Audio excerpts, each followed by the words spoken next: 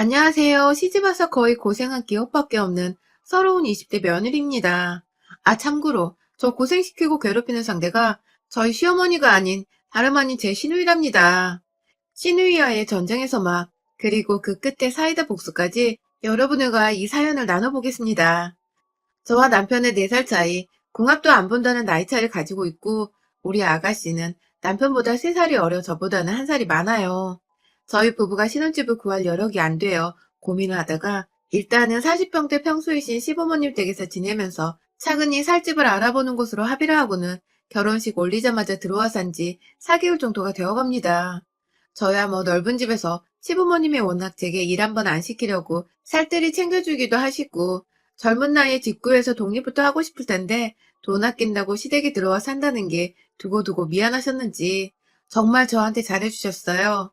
사실 저희 집이나 친정이나 서울 한복판에 아파트 한 채 정도는 있었으나 그것 말고는 재산이라고 할 것이 정말 없어서 겉보기에만 빛 좋은 개살구 같은 꼴이었는데 그래서 저는 저희 부모님 생각이 나서 시부모님께도 그냥 직구하는데 부담 가지지 말고 저희가 합가하겠다고 먼저 말씀을 드린 거였거든요. 한번 제게 빚을 졌다고 생각을 하시는 건지 유독 막내딸처럼 잘 챙겨주셨고 저희 부부가 둘 다 맞벌이라서 아침 시간이 꽤나 정신없이 흘러가는 편인데 늘 한켠에서 괜찮다는데도 아침밥을 차려주시면서 든든히 밥을 먹고 가게도 해주셨어요. 퇴근하고 오면 제가 뭐 하나 손댈 것 없이 어머니께서 하루 종일 집안 청소를 해놓으시느라 빨래부터 개놓은 것들까지 말끔히 정리가 되어 있었고 저녁까지 이미 차려놓고 계시는 중이어서 저는 손끝 하나 댈 것이 없었습니다. 그마저도 너무 죄송스러워서 남편이랑 번갈아 가며 저녁 먹은 후엔 설거지를 하고 또 주말이면 둘이서 합심하고 하루 종일 밥하며 정말 즐겁게도 신혼을 보내면서 시부모님과 살고 있었습니다. 사실 제가 친정 부모님께 용돈을 드리고 있는 만큼 남편도 시부모님께 용돈을 드리고 있는 걸로 알고 있어요. 돈을 주니 시부모님께서도 고마워하며 더 저희 부부를 챙겨주시는 것도 같았고요. 뭐 이래나 저래나 저한테 시집살이 한번 안 하고 딸처럼 귀하게 여겨주시니 저도 그저 감사드렸죠. 그런데 문제는 이렇게 너무나도 트러블 하나 없이 잘 지내는 내 식구에 시누이만 끼면 꼭 분위기가 180도로 변한다는 것이었습니다. 함께 사니까 아가씨랑도 매일같이 마주칠 수밖에 없었는데요. 굳이 한 집안에서 얼굴을 자꾸 붉히고 싶은 건지 우리 아가씨는 저를 볼 때마다 왜인지 으르렁거리지 못해서 안달난 늑대 새끼 같았습니다. 처음부터 사실 잘 맞았던 건 아니었어요. 제가 이 집안에 들어와 사는 데에도 가장 거슬리고 걱정이 되었던 게 사실 아가씨이기도 했었는데요. 시어머니께서 호칭 정리를 확실하게 해주셔서 아가씨랑 제가 서로 맞존대를 쓰도록 시키셨어요. 상견례 자리에서 부모님 따라 나온 아가씨도 처음 봤었는데 시부모님이 나이 때문에 위아래 꼬이는 건 두고두고 불편한 거라면서 확실하게 시키셨고 그래서 저나 저희 부모님도 모두 굉장히 만족을 했죠. 제 입장에서는 나이가 어린데 나이 많은 아가씨한테 말을 놓는 게 불편하기도 했었고 차라리 서로 맞존대를 하며 존중을 하면 훨 편하기도 했죠. 그런데 그 자리에서 아가씨는 저희 부모님이 계신데도 불구하고 내가 왜 맞존대를 해야 해? 나보다 어린애한테? 하며 시누이짓을 했고 그 바람에 시부모님이나 저희 남편이나 딸 교육 똑바로 못 시켰다며 얼굴을 붉히셨고 저희 부모님과 저는 저희대로 만만치 않은 시누이가 그 집에 있구나 싶어 속으로 얼마나 걱정했는지 몰라요. 저희 엄마는 시누이 하나만 보면 이 결혼 절대 시킬 수가 없다며 잘 지낼 자신이 정말 있냐고 누누이 결혼 날짜를 잡아놓고도 저한테 결혼을 정말 해야겠냐고 불안한 마음에 닥달을 하셨고 저는 그때마다 이 결혼 자신 있다고 했죠. 시누이가 시누이짓을 해봤자 저도 웬만큼 사회 나가서 쓴소리 못하고 사는 성격이 아니었던지라 참다 참다 거슬리면 확 밟아주던가 해야겠다며 마음 단단히 먹었었습니다. 결혼을 하고 시댁에 들어와 보니 아가씨는 상상했던 것보다 더했어요. 이 집안에서 완전히 폭탄에다가 맑게 못 알아듣는 아픈 손가락이더라고요. 성질머리가 고약한 것은 둘째치고 사람이 영악한 데다 때도 잘 쓰고 살짝 애 같기도 해서 친구를 뒀을 때 딱 친구들 사이에서 이간질하고 괴롭히고 약점 잡고서는 그런 애 같았습니다. 문제는 그 성격을 도무지 제어할 생각을 안 하고 저한테 막 퍼부었다는 겁니다. 한마디로 새가족인 저를 배려와 사랑으로 대하는 게 아니라 적대하고 괴롭혀야 할 대상으로 생각하는 건지 너무 막대했습니다. 저희 방에 들어와서 제 옷장에서 옷 꺼내가는 건 너무너무 당연한 일이었고요. 그렇게 가져갔으면 곱게 돌려줘야 할 텐데 돌려주기는 개뿔. 아예 안 돌려주고 자기 옷장에 넣어버리거나 어디서 육개장 국물 같은 걸 튀겨와서는 미안해요 하면 세탁비도 안 주고 그냥 옷장 안에 넣어버리더군요. 이런 것도 한두 번이어야지 매번 이러니 제가 회사에 입고 갈 옷이 점점 사라지는 기분이었고 저도 그간 여동생이랑 살면서 옷 입는 것에 정말 민감했었는데 홧김에 가족들 다 같이 밥 먹는 자리에서 아가씨를 향해 앞으로 내 옷 입지 말아요. 난 애초에 빌려준다 한 적도 없고 빌려가서 더럽힐 거면 앞으로 세탁비도 같이 받을게요. 라고 말을 했어요. 그러자 시누이는 민망했던지 누가 앞으로 입는데? 하며 반말을 찍 했고 반말하지 말라고 쓱 하며 쳐다보는 시어머니한테 눈치를 보더니 이내 방 안으로 밥 먹다 말고 들어가 버렸어요. 분명 방으로 들어가면서 재수 없어 진짜 라고도 말을 했고요. 그 말을 함께 들은 시부모님과 남편은 또다시 덩달아 미안하고 민망했던지 입을 꾹 다무시며 밥만 드셨고 저는 저대로 부모란 사람들이 가만히 있으니까 더는 뭐라 하지 않고 넘어갔습니다. 사실 시누이가 저를 막대하는 데 이유가 있었어요. 제가 우연히 남편이 야근하던 날 혼자 먼저 집에 와서는 씻고 방 안에 들어와 좀 쉬려고 하다가 바로 옆방에서 시누이가 시어머니랑 나누는 대화를 들었거든요. 그날도 밥 먹다가 시누이가 하도 옆에서 수저를 펑 놓는다든지 반찬을 의도적으로 제 앞에 있는 것들만 싹 다 비워버리는 등 저 싫다는 티를 하도 내서 제가 밥맛이 없어 그냥 그만 먹겠다고 자리에서 일어났는데 아무래도 시어머니께서 저한테 미안하다며 시누이를 혼내려고 그 방에 들어가셨던 것 같아요. 막 나무라는 소리도 들리고 그러지 말라고 엄마 창피해 죽겠다는 소리를 하면서 시어머니가 한동안 잔소리를 하고 계신데 시누이가 고의적으로 저 들으라는 건지 아주 큰 소리로 말하더라고요. 자기가 학교 다닐 때 가장 싫어했던 친구를 제가 닮았대요. 전 엄연히 학교도 다르고 이름도 나이도 다 다른데 그저 좀 닮았던지 제가 그냥 다 싫다는 겁니다. 어쩐지 상견례부터 틱틱대며 절 그렇게 노려보더니 말이죠. 아무튼 저는 혹여나 시누이가 학교를 다니면서 따돌림이라도 당했었나 싶어서 뒤늦게야 저 지랄 맞은 성격이 다 교우관계가 원만하지 못했던 것으로부터 오는 상처구나 하면서 앞으로라도 시누이를 잘 보듬어줘야겠다는 생각을 하고 있었는데 아 불싸 완전 반전인 얘기가 그 다음에 펼쳐졌습니다. 글쎄 시어머니가 그래 그래 네가 상처가 있었구나. 시누이가 주입으로 한다는 말에 아니 내가 딸 시킨 연말이야 라고 하더군요. 네, 참 대단한 우리 시누이는 지가 학폭 가해자였던 걸 그렇게 당당히 밝히면서 자긴 가해를 시킨 당사자였고 저는 따돌림을 당한 그 여자애를 닮았다고 싫다며 지랄을 떨었던 것입니다. 시간이 한참이나 지났어도 학폭 가해자란 년은 그걸 자랑이라는 듯 말하며 반성 한번 하지 않고 사는 게 열받고 재수없어 죽겠더라고요 아주. 하지만 시부모님과 함께 사는 집안에서 어찌되었든 저의 시누이니까 좀 뻔뻔하게 굴어도 최대한 참으려고 했어요. 그럼에도 시누이는 끝까지 저를 괴롭힐 생각만 했고요.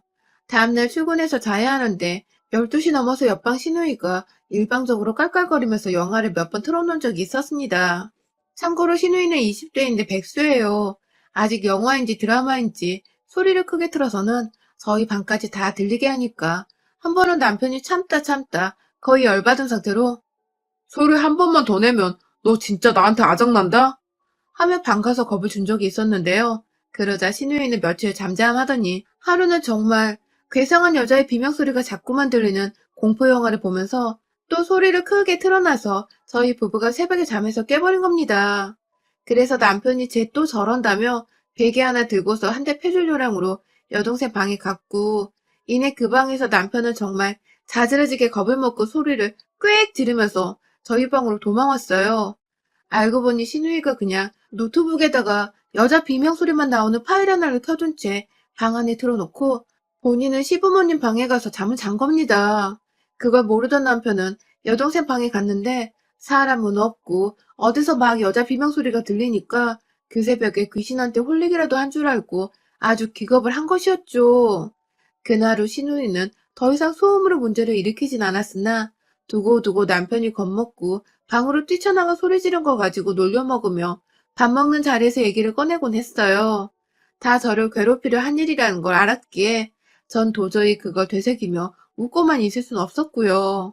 퇴근하는 길에 집에 치약이 떨어졌다고 해서 마트에 들렸다가 가면 치약 새고가 몇 통이나 더 있고 계란이 떨어졌다고 전화가 와서 또 계란을 사서 마트에 갔다가 집에 가면 냉장고 안에 계란이 한가득이고 쌀 떨어졌다고 해서 퇴근길에 남편한테 도움을 요청해 마트에서 함께 만난 쌀을 들고 집에 가면 쌀통에는 쌀이 또 제법 채워져 있고 그날은 아가씨도 저희 남편한테 머리통 한 대 쥐어 쳐맞고는 또 한동안은 잠잠했었는데 잠잠하다가 보면 저한테 전화를 해서 뭘 시키고 사오라고 해놓고는 무용지물로 만드는 그런 일들이 반복이 되었습니다. 동네에 있는 마트가 지하철역에서 집으로 오는 길에 완전 정반대 위치에 있거든요. 그래서 마트에 가려면 거기까지 갔다가 다시 지하철역을 거쳐서 집으로 돌아가야 했고요. 제법 먼 거리라 퇴근하고 집에 가는 길에 피곤한 저로서는 그게 두고두고 열이 받는 대목이었는데 아가씨는 그런 노동을 지속적으로 반복시키면서 저를 의도적으로 괴롭히려 했어요. 평소 자기 돈을 안 내려고 배달 음식을 먹고 싶다며 퇴근도 안 한 저한테 연락이 와서는 집으로 배달 음식을 시켜달라고 부탁한 적도 몇 번 있었고요. 저는 그럼 또 집에 가서 내내 봐야 하는 사람인데 문제 일으키기 싫다면서 웬만한 요구들은 다 들어주곤 했었고요. 그러다 얼마 전 눈이 펑펑 내렸던 그 한파 속의 날 시누이는 절 또다시 부려먹었습니다. 이번에는 눈이 내려서 앞도 안 보이는 상황이었는데 퇴근길 내내 어디냐고 연락이 오더니 제가 아파트 입구라고 문자를 보내자마자 전화가 와서는 언니, 나 지하철역 바로 옆에 있는 그 포장마차 집에서 떡볶이 먹고 싶어요. 하면서 말을 하더라고요.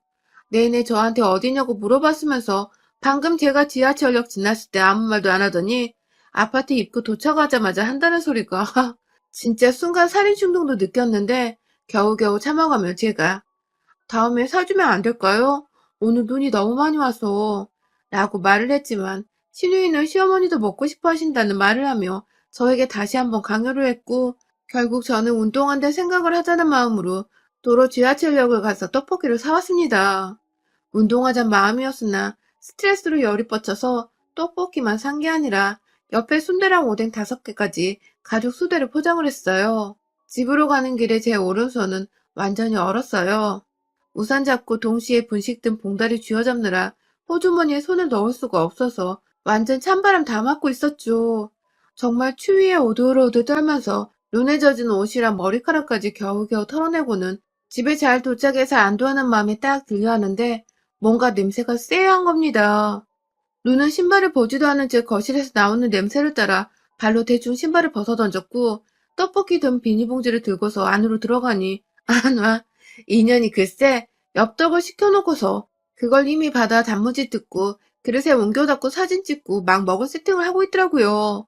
그러면서 어리 빠져 노려보고 있는 저와 이윽고 제 손에 든 비닐봉지를 보더니 한다는 말이 아 미안 그냥 포장마차보다 떡볶이는 역시 엽떡이 진리이지 않나 싶어서 그건 오빠랑 먹어요. 하고는 자리 잡고 앉아 떡볶이를 한 숟가락 입에 집어넣으려는 걸 위에서 비닐봉다리로 아가씨 대가리를 내리쳤어요. 떡볶이 먹으려다 엽떡 국물에 얼굴을 꼬라박은 아가씨는 이게 뭐하는 짓이냐며 말도 제대로 못하는 와중에 막 닦을 걸 찾고 있고 옆에서 얼떨결에 떡볶이 먹다 말고 싸움 붙은 딸과 며느리 모습에 충격받은 시부모님은 딸내미 얼굴 꼴을 보고도 수건 한 장 갖다 줄 생각조차 못하고 계시더라고요. 제가 너무 기분이 상해서 너무 열받는데 이게 한두 번도 아닌 게 억울해 죽겠고 저 퇴근길에 개고생 시켜놓고서 오빠랑 먹으라며 아무렇지 않게 제 최애 떡볶이인 엽떡을 찾으시는 신우의 얼굴을 보니 제가 정말 감정 조절이 안 되었던 것 같습니다. 저걸 확 죽여 말을 하는 그 순간 저도 모르게 손이 먼저 나가버린 것이었어요. 신우의 머리를 엽떡에 내리꽂자마자 이내 저는 제 손에 든 봉지를 뜯었습니다. 포장마차에서 비닐봉지에 싸졌기 때문에 따로 그릇이 필요했고 그러시고 뭐고 네가 사오라고 했으면 네가 처먹던가 돈을 주던가 둘 중에 하나는 해야 할 거 아니야 이년아 하면서 떡볶이 담긴 비닐봉지를 손톱으로 쭉 뜯어서는 신우의 머리에다가 탈탈탈탈 털어버렸습니다. 얼큰한 엽떡 국물에 진득한 점성 가득한 포장마차 떡볶이가 신우의 머리 위에 섞여 내려가는 순간 남은 순대까지 비닐봉지를 털어서 처먹던가 돈을 주던가 하라고 하며 또 탈탈탈 신우의 얼굴 향이 털어버렸고요. 오뎅 국물까지 던지려다가 차마 제 손을 대기에도 국물이 좀 뜨겁길래 그건 그냥 분명히 말했습니다. 네가 다 처먹어. 하며 잠옷 입느라 집안에서 짧은 반바지를 입고 뜬 신우이 허벅지 위에 올려줬네요. 신우이는 곧 뜨겁다고 지랄을 떨며 자리에서 일어나 울먹이다 어디부터 가야 하냐며 엄마를 막 붙잡고 있고 시어머니는 대충 무슨 상황인지 또 안 봐도 뻔하다며 내가 너 언젠가 일이 될 줄 알았다. 라는 말과 함께 조용히 시아버지를 데리고 안방으로 들어가셨습니다. 신우이는 부엌에 가려다가 도로 화장실로 들어갔고 한참 동안 씻고 나오더니 지방으로 들어가려 하길래 그 입구에서 머리끄댕이 잡고 끌고 나와서 도로 거실로 데려왔어요. 네가 닦아 이년아 하고서는 부엌에서 들고 온 걸레 하나 쥐어주니까 끝까지 자존심은 있는지 표정으로 열받는다는 듯 일진 표정을 짓대요. 지가 감히 학폭력 주제에 어디다 대고 버릇 못 고치고 씩씩거리면서 일진인 척을 하는지 지 나이가 내일 모레 30인데 아직도 사람 하나 아래 두면서 괴롭히고 지랄하는 성격을 못 고친 게 뭐 자랑이라고 말입니다. 그 모습에 넌 진짜 오늘 내 손에 모가지 하나 꺾여야겠다 하면서 오뎅 국물까지 쳐버리려고 바닥에 떨어져 있는 걸 주워다가 손톱으로 봉지 뜯으려고 하니 신우이는 걸레 하나 쥐어든 채 막 주랭랑을 치대요.